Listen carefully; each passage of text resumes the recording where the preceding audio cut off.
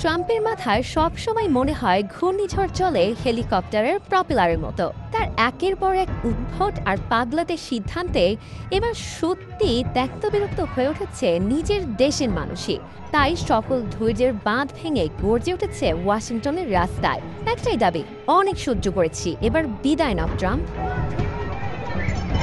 হাতে হাতে প্লেকার্ড আর পোস্টার, তাতে লেখা ডিসিকে মুক্ত করো, স্বৈরশাসনের বিরুদ্ধে প্রতিরোধ গড়ে তোলো।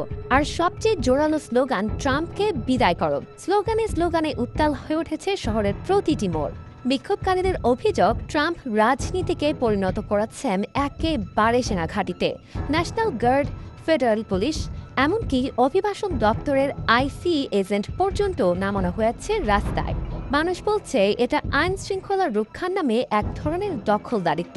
অন্যদিকে ট্রাম্প বলছেন ভিন্ন কথা। তার দাবি, অপরাধ দমন আর জননিরাপত্তা ফেরাতেই তিনি মোতায়েন করেছেন সেনা। শিকাগোতেও ন্যাশনাল গার্ড পাঠানোর হুমকি দিয়েছেন তিনি।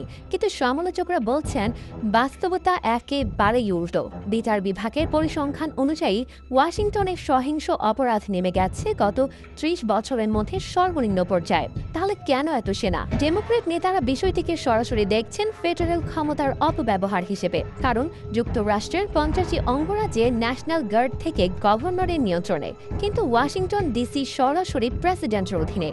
আর সেই সুযোগে ট্রাম্প নেমে পড়েছেন নিজের রাজনৈতিক খেলা খেলতে। বর্তমানে রিপাবলিকান শাসিত অঙ্গরাজ্য থেকে আসা ২,০০০-এরও বেশি সেনা ওয়াশিংটনের রাস্তায় টহল দিচ্ছে। তাদের মিশন কবে শেষ হবে তা কেউ জানে না। তবে সেনাবাহিনী জানিয়েছে অন্তত নভেম্বরের শেষ পর্যন্ত এই মোতায়েন বহাল থাকবে। মানুষের দাবি স্পষ্ট, ডিসিকে মুক্ত করতেই হবে, ফেডারেল বাহিনীকে সরাতে হবে রাস্তা থেকে। আর সবচেয়ে বড় দাবি, ট্রাম্পকে বিদায় করতে হবে। ওয়াশিংটনের এই প্রতিবাদ কেবল ট্রাম্পের বিরুদ্ধে নয়, বরং একনায়কতন্ত্র, এক ক্ষমতার অপব্যবহারের বিরুদ্ধেও।